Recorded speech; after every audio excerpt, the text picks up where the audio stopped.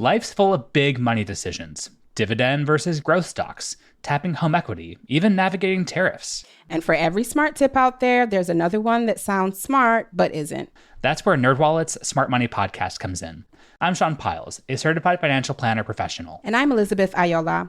On NerdWallet's Smart Money Podcast, our finance journalists do the homework so you can make confident wealth-building moves. Whether you're building your portfolio or protecting it, we've got the facts and a little fun along the way. Follow NerdWallet's Smart Money Podcast on your favorite podcast app.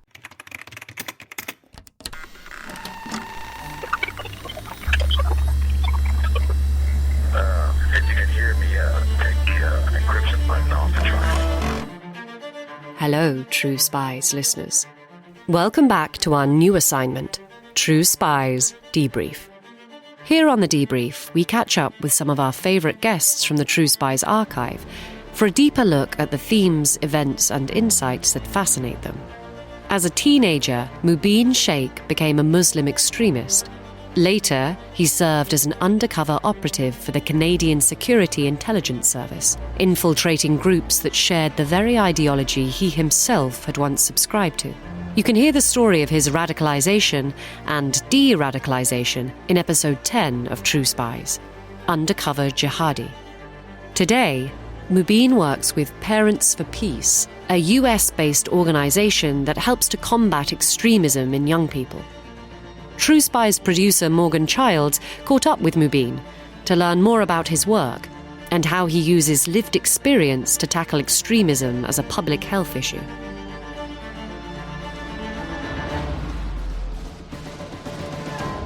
Well, Mubin, thank you for being here. For listeners who haven't heard from you since you were on True Spies in 2020, catch us up with the work that you've been doing in recent years to counter extremism. And maybe, if you would, tell us a little bit about what it means to be doing that work today in North America in 2024. Yeah. Wow. Was it really 2020 was the last time we spoke? Had the pandemic just started? I can't even remember, I guess. We were, a few months into this new reality, although it didn't feel so normal at the time. Yeah. I remember February 2020 was the last time that I traveled. I stopped my travel.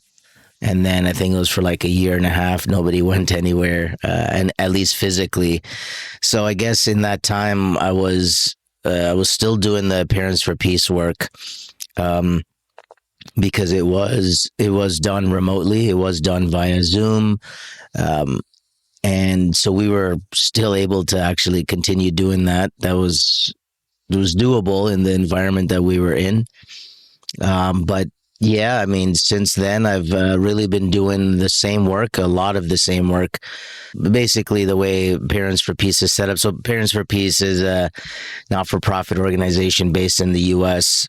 It was formed in the early or late 2000s when there was an individual or gentleman, his son had become radicalized. His son had gone to Yemen. Was recruited by extremists who were over there. And this is an African-American family that grew up with, pictures of Martin Luther King Jr. and other African-American heroes in their home. And when his son came back home, he was immediately making demands to remove these photos. Remove the pictures of these non-Muslims. They have no honor. They don't need to be respected. Get rid of it. And that's really when the father realized that something is wrong with my kid, that my kid is radicalized. He didn't know it was called radicalization. He just knew that, okay, something's wrong. Like this, my kid has these wrong thoughts that he's having about who he is and who we are, especially as African Americans in America. So it escalated after that. He was well radicalized by this point, and unfortunately decided to conduct a shooting at a military recruiting office, and unfortunately he did so, killing one soldier and wounding another, and was then subsequently arrested for homicide. and now sits in a maximum security prison. So that's how Parents for Peace started. And as more and more parents started to realize, hey, I've had this experience or similar experience. My kid has been, what's the word? Radicalized, and we need help. And so what they did is they put together this organization called Parents for Peace. They established a helpline where people call in, parents mostly, basically, asking us for help because of their particular situation of a family member who's been caught up in something related to extremism. So that's what Parents for Peace is. That's what they've been doing, and that's what I've been assisting them do from at least 2016. If you remember, this was a time, the heydays of ISIS, from 2012 to 2018, basically, when the ISIS war started and when they declared their so-called caliphate in 2014. And then you had a bunch of people returning back from country, and parents started to reach out that, hey, we need help. And so this is when I began my work with Parents for Peace. And really, it's just been going full steam ahead since then. So I think your title is Intervention Specialist, is that right? Yeah, intervention specialist. And so what does that entail? What is the work for you? So the work for me is I do the direct one-on-one interventions with these young people and effectively just have this conversation with this individual, trying to see, how radicalized are they? Is there a chance for them to be kind of walked back from the edge? In these cases, especially where these people have been arrested and charged and they're in detention, that's one side of it. But, leading up to that, what do we, with, for example, individuals who have not yet been arrested, they might be very young. Even right now, we're dealing with a 14-year-old. He has his autism presents very severely. Has also been diagnosed with OCD. And so it's a very young kid, very vulnerable. And, the parents realize that, hey, like, he needs somebody to talk to. And this is a kid, he's not born Muslim, and he has this fascination with Islam. And this is something that we see very, very often, especially these so-called converts who convert to Islam for whatever reason, sometimes the right reason, sometimes the wrong reason. They have wrong reason, meaning they have problems in their life, behavioral issues, parental issues, learning issues, and they get angry at the world and they decide Islam is the way that I'm going to manifest my anger, because that's what's in the news. That's the main protest presence, if you will. So in cases like that, we will just chat with this young person from home, right? It could be just a kid. There's another kid that we're dealing with. He's 17. I think he just turned 18. But he was getting caught up in some of this stuff when he was 16. Cops gave him an alternative, or an ultimatum, actually, that, listen, knock it off. We know what you're doing. You can talk to these guys in the meantime, but what the police will do is continue to run their investigation parallel with our interventions. So just in case this individual might be deceiving us, telling us one thing in a session, and then after the session going online and then talking to his buddies, that's also happened. So this is how I get involved, and this is what we do. It's like basically 1 hour sessions. It's a mix of different techniques. So while I am trained, I am a certified peer supporter. And a peer supporter is basically a function within mental health intervention practice of individuals who have a shared experience with the person. Usually, originally, it was mental health and addictions. So you had peer supporters in both those areas, people who had mental health issues or drug use issues and overcame those issues and are now able to provide individuals who are suffering from this a level of hope and a level of confidence that, in fact, you can get over this. And so that's peer support. And so because I had a shared experience with extremism, while extremism is not a mental health, diagnosis, we use the framework of peer support, meaning those who have been down a similar path and who can then offer individuals hope and light to come out of their process. So that's why I got into the peer support. As well, I've done other training like motivational interviewing. It's a style of interviewing that elicits information from an individual, especially those that may not want to be involved in these sorts of things. So there's a lot of professional training that goes into it. But I think the training, well, if you can even call it that, the experience that I had as an undercover operator is something that's carried with me to this day, right? So I can look at an individual and I can tell pretty quickly if they're lying or not. I can tell, I learn what kinds of things trigger them, what kinds of things positively motivate them, negatively motivate them. And I use all those skills when I'm dealing with these individuals.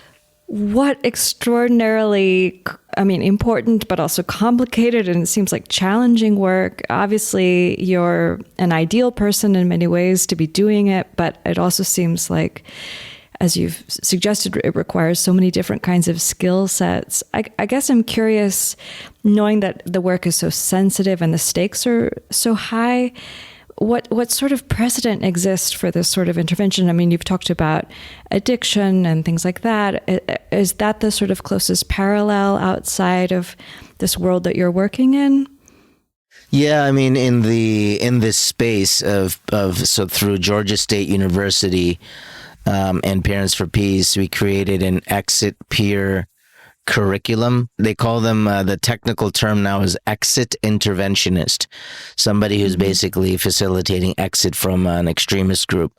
And this exit peer curriculum is borrowing heavily from peer support and the different techniques that are involved in interventions like motivational interviewing, as I mentioned. So there really is no precedent. This is still relatively a new field. If you imagine like the discipline of, let's say, psychology or, political science or, botany, these are disciplines that have been around for a very, very long time. Some can even say centuries.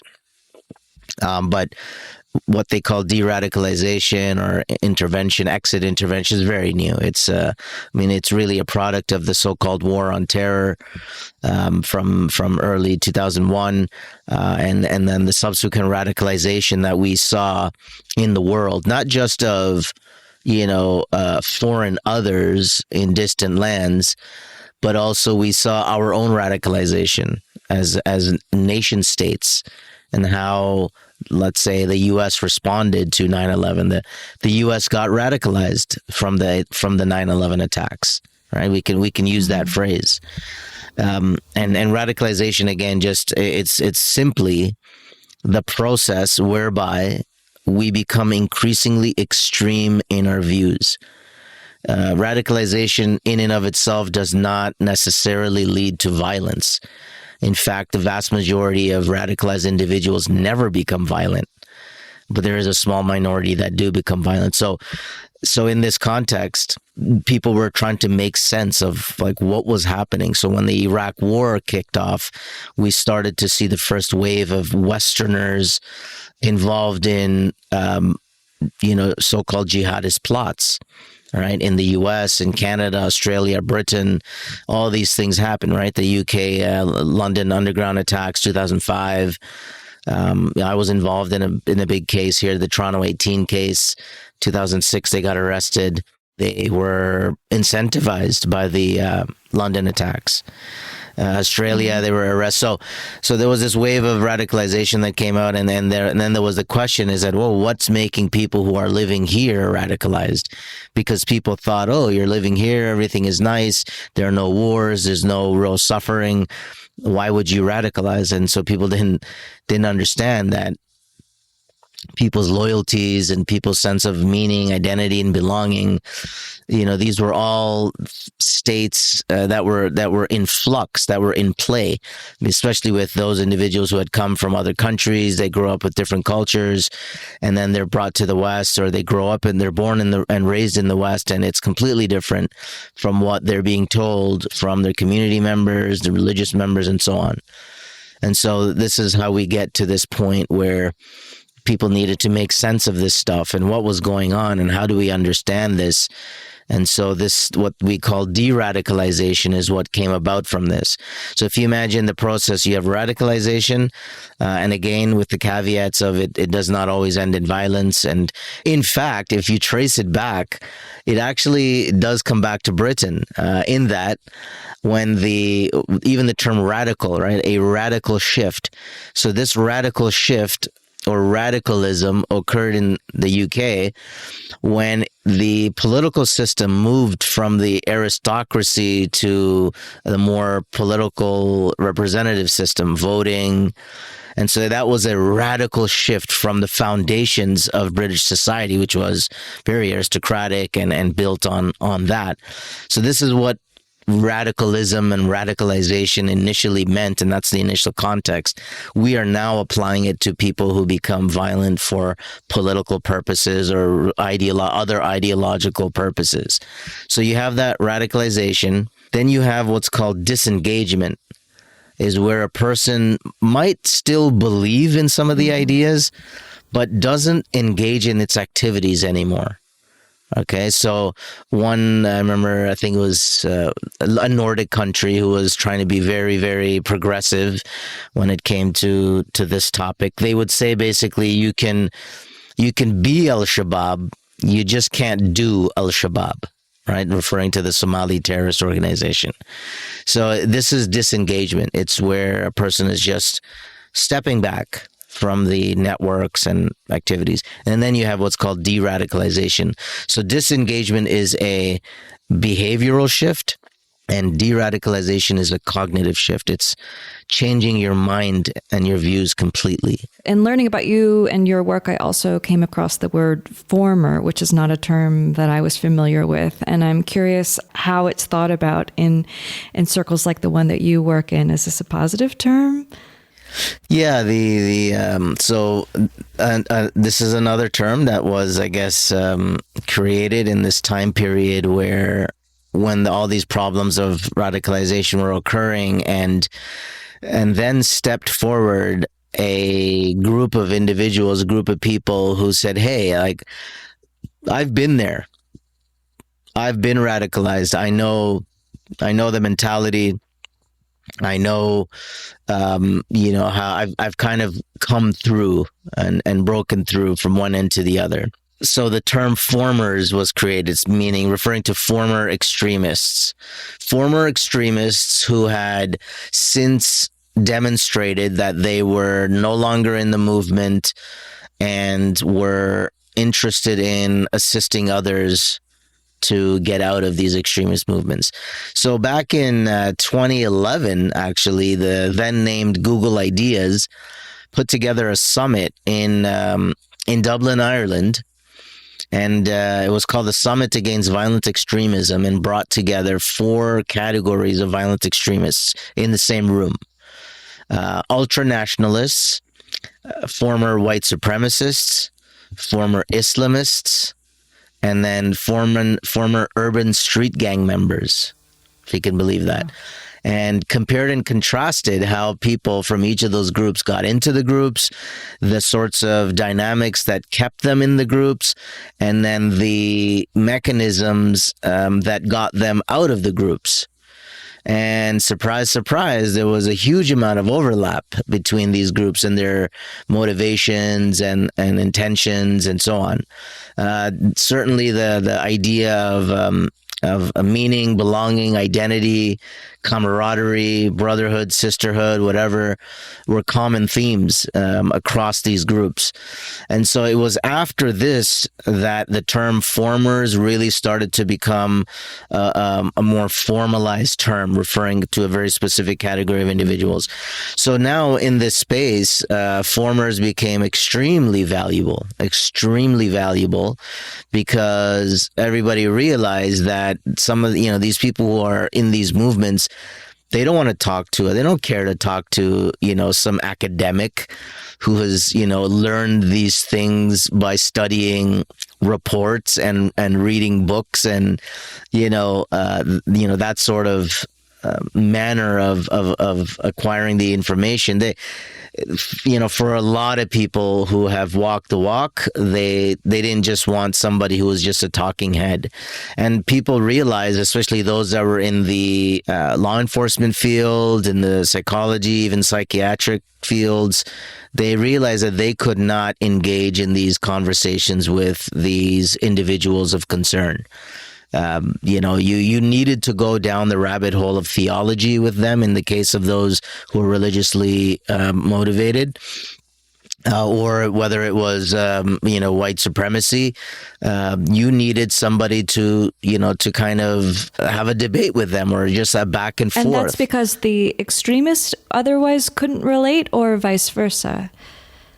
No, the professional who was basically like the social worker or the psychologist or the psychiatrist, they don't study, ideology of white supremacy or Islamism. So they had, they just could not engage in any kind of meaningful conversation with these people. And so people realize that, here's an idea. I mean, how about talking to people? How about having them, the individuals of concern, talk to people who have held these views and have since, de-radicalized? We are highly individual creatures. We are all different people. And there are similar drivers that can impact all of us. For example, one great quote I love is, ideology without grievances doesn't resonate, and grievances without ideology are not acted upon. Okay, ideology without grievances doesn't resonate, doesn't make sense, doesn't appeal to the mind. Grievances without ideology are not acted upon, because in this case, ideology are action enabling ideas, not just a set of beliefs, but action enabling ideas. So that's one way to look at it. A second quote, which is mine, goes, at times, ideology is a driver of violent extremism, but at other times is just a passenger with other psychosocial factors at the wheel. So what are those psychosocial factors, right? That's a big discussion that remains to this day, in the short while that this topic's been discussed. So you can look at, looking at ideology and grievances, right? I give you a perfect analogy is knowing what the U.S. did to, let's say U.S. did in Vietnam. Why don't you find Vietnamese kids attacking U.S. interests in the U.S. or blowing themselves up? You don't find that. Look at what we know the U.S. did to Japan. Where are the Japanese kids blowing themselves up in American malls? Right? That's because there's no ideology there. Right? The grievances are there, but the ideology isn't there. In the case of the Islamists, Islamist extremists, look at them. Their ideology drives their behaviors. They believe these things, a certain set of things which tell them they need to do this in response, right? Notwithstanding that, and it's really ironic to me sometimes as a Muslim that I have to debate with these people and explain to them that this is not Islamic, what you're doing, and here's the proof. Because, the early Muslims never did this and never behaved like this. Even in the case of grievances, they did not retaliate in the same way, right? And then I give them quotes from, Imam Qurtubi was a scholar, and he basically, there's a statement he says where even if they kill our women and children to cause grief and sorrow to befall us, it is not permitted for us to do the same to them in order for them to feel the same. It's a very clear cut. Like there is no, by any means necessary. This is totally in contradiction to the teaching of Islam. That Islam does not teach ends justifies means. So you cannot achieve a halal objective, permitted or lawful objective, using haram means, using prohibited means, right? So now we're hearing these things which are in total contradiction to what the religion teaches. So then it leads to another question as well: how do these people even continue to subscribe to these things, knowing and after being told that in fact it's conflicting with, stated Islamic doctrine? So in this context, right, the understanding why people do this, again, the like I mentioned, the ideology, the grievances, and the other psychosocial factors I was talking about, that's really where I think a lot of the rest of the answers can be found. And, it could be an easy way, I guess people say, is like trauma, okay, the person who's gone through trauma. Now, what does that mean, though, right? What do you define as trauma, right? And then you have some people who are able to deal with certain kinds of trauma more so and better than others. So why is that? Why one person and not the other, right? And these are questions that are still largely unanswered, I think, because of how complex and unique individuals are. I mean, you'll have, there's a well-known case, or there are a number of cases where you have siblings, but grow up in the same family. You would think that they've had the same upbringing. And if anyone out there, if you have kids and you are a kid, and, if you got siblings, like one of your siblings is going to be different than you, may have perceived their upbringing different than the way you perceived it. So in one case, you have a guy, father, he's got two sons. One joins Al-Qaeda, the other joins the counterterrorism police. I mean, same father, same upbringing. Why does one go this way and the other one go that way?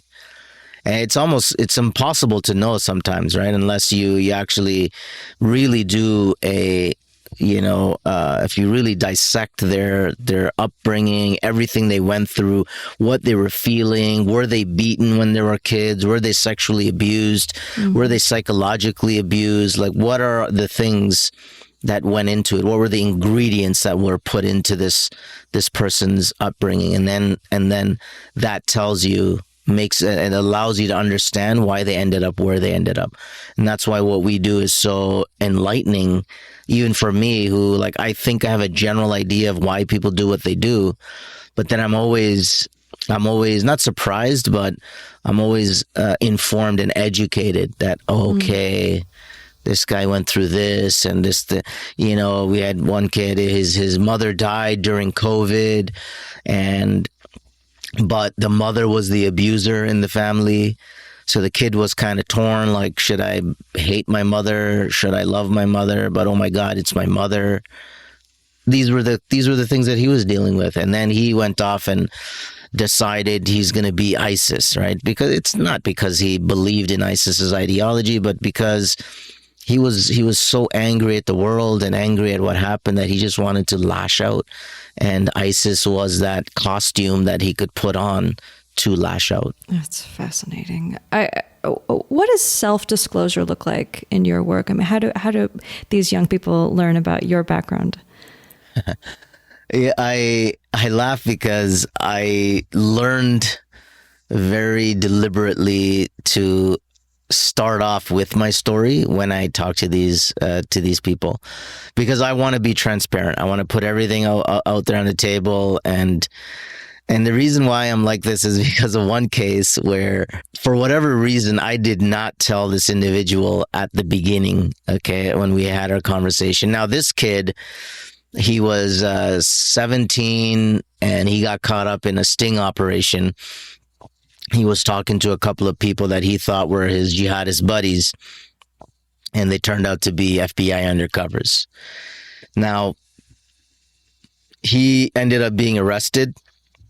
He was being held at a detention center, and the lawyers in the case had us appointed, and the judge agreed to have us speak to this young man via video teleconference.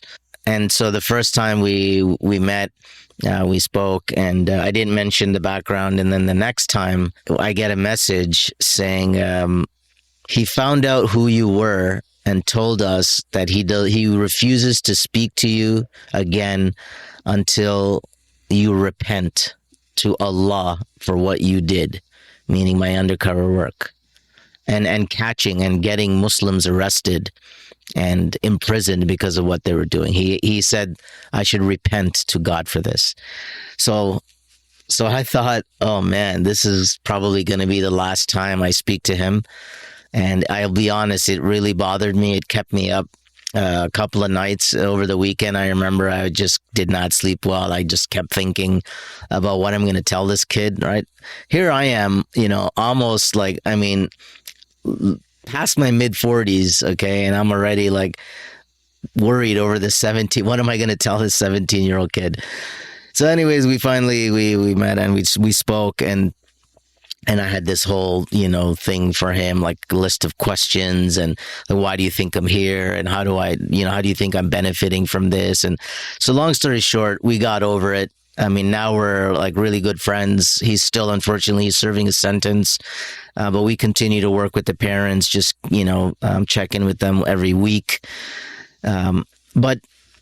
But self-disclosure in these cases is very direct the way that I do it. I just tell them matter-of-factly, hey, I want to tell you my story first so that everything is above board, so that you understand why we're doing what we're doing. And a lot of times, like I kind of embed within the explanation reasons and illuminations in anticipation of some of their objections, right? So especially like somebody, like a couple of guys that I've dealt with, they got caught because of undercovers like me, right?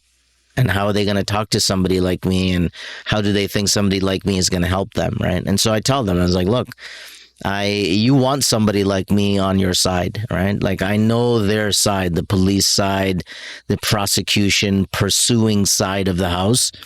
You need somebody like me. If you're truly interested in bettering yourself, then I'm going to be your strongest ally. I'm going to be your strongest partner. Right? But I'm also here to see, like, don't try to fool me, because I will see it. I will catch it. And I think the biggest thing that goes for me and works in my favor is that I'm very much a practicing Muslim, and I frame everything in the Islamic paradigm when I'm speaking with them, so they understand I'm not coming at them or to them from a confrontational necessarily perspective, but I'm coming to them as a fellow Muslim, just trying to help them out. Can I ask how this work has impacted your faith? Yeah, sometimes, it's not all rainbows and lollipops.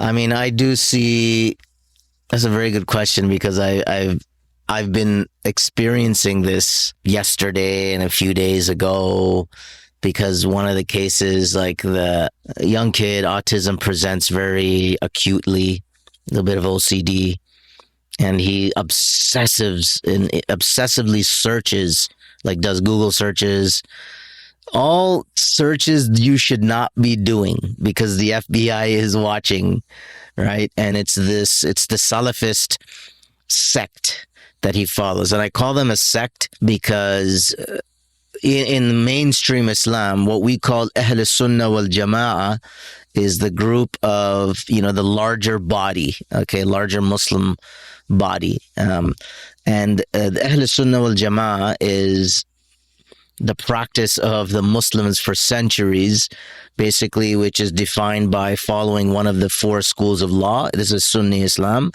one of the four schools of law, and tasawwuf, what's called tasawwuf, sometimes known as Sufism, because it was embedded. It was a part of the same thing. Like Sufism is just a specialization on spirituality, looking deeper within things, not being hyper legalistic, right? Which is what Salafists are, right? They're hyper legalistic, and hyper legalistic creates black and white fallacies, black and white thinking, right? Either you're kuffar or you're believer, right? And of course, to them, only them and their little gang of people are the legitimate Muslims, right? And everybody else, they're deviants.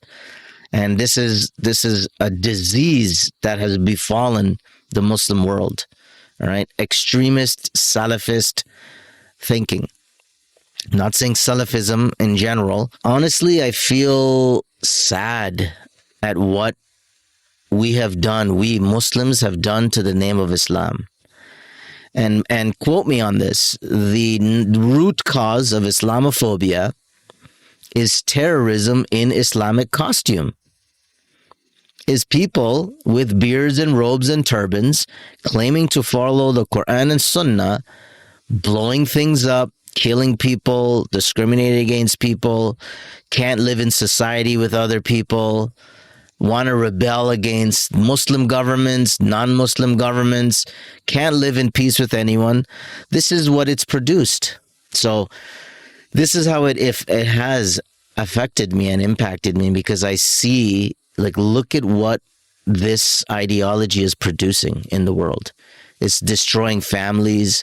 We have non-Muslim families who are like, I got to basically explain to them that no, Islam is not like this. And over the course of these years, I mean, you mentioned that you started working with Parents for Peace in 2016. I'm curious how things have changed or evolved in terms of the work over these years. Really hasn't changed and evolved much. We're dealing with very similar cases, right? Young people going through their identity crises, young people who have mental conditions and also identity crises, and then slightly older, young adults. So we're basically seeing, especially for young people getting involved in this stuff, we are seeing kids who are a little more younger come up. That seems to be a common theme. I think this is largely because of the internet. Young kids, if you imagine, their brains are still physically forming, and we, even as adults, we face a computer, our frontal cortex facing this screen, you're getting light. If you have a headphone on, like, what kind of headphones are they, right? Covering the ear, ideas, sounds, images being blasted through the eyes, through the ears. And my theory is what's happening is these highly complex concepts are being bombarded into the brains, young brains that are unable to process deep thinking, and they're just becoming overwhelmed by it. And at best, they will have just a superficial understanding of it. And so that's exactly what we end up seeing. Very superficial. Frequently it's like, well, have you looked up this? Have you looked up that? And they haven't, right? They've only received and just accepted what they've received. There's no critical thinking skill, capability. And so that's actually one of the things that we're kind of learning by reverse engineering. We're saying, oh, okay, there's a lack of critical thinking skills here. Let's introduce some of those, to the young person. Or utilitarian thinking, like reality thinking. Like, yeah, there's all this abstract and what we wish we had, blah, blah, blah. But look in front of you at your physical hands. Look at your face in the mirror and understand what you actually have in your hands in real life. So they're getting a bit younger. We are also seeing, borrowing from different ideologies. So you might get a young kid who's, let's say, grew up, born in a Muslim family, probably a very strict traditional household expectation. But now you're living in the West and you have friends that are not Muslim pulling you into different directions. Which direction do you go? Right? Everybody is pulling on you. Everybody's got their hooks into you, demanding your loyalty. You have a Muslim kid who's, now he's experimenting with Marxist ideas, right? Especially now you're seeing a lot of, because certain, groups and causes in certain areas of the Middle East, they were products of Marxist revolution, right? They were not Islamic groups. And now you have an Islamic bent, or they've become Islamicized.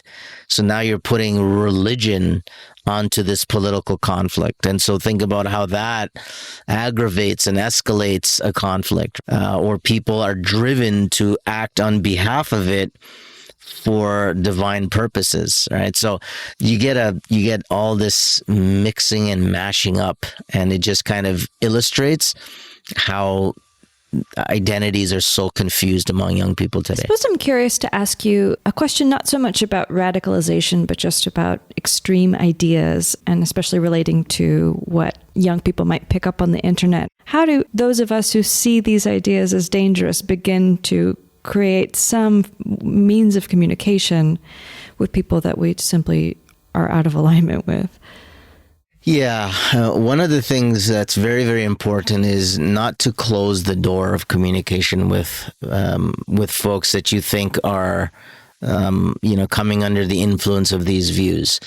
I think one thing that I have found works really, really well is giving a very utilitarian perspective, right, to somebody, to show them that, well, think it through, think the idea through. A lot of people, what they do is they get caught up in the the slogan, and they think the slogan itself sounds great, right? It's like whether it's like a placard or like a motto or whatever. It sounds really great, right? But encourage them to think it through. And you have to you have to also understand why people have this feeling and these feelings. You have to also have these conversations. Like, it is a very human thing. This is what you have to understand. So one thing is not to completely dismiss, grievances that people may have, because there may be a kernel of truth to them. And that's all that's needed. Just need a little bit of truth and a bunch of lies. And that's how you get, hate being spread. So back to, you need to have this very realistic and utilitarian understanding of what's happening. And that is the only way. So sometimes you may need to yield and say, yeah, you know what? I can see why people think like this about migrants or about whatever, insert group here.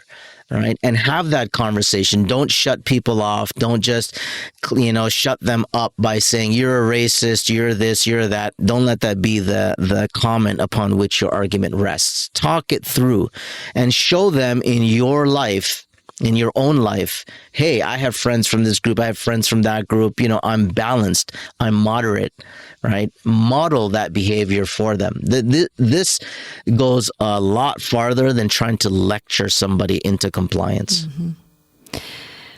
I'm conscious I've kept you longer than I said I would. Have I not asked you something that you feel like we should definitely talk about?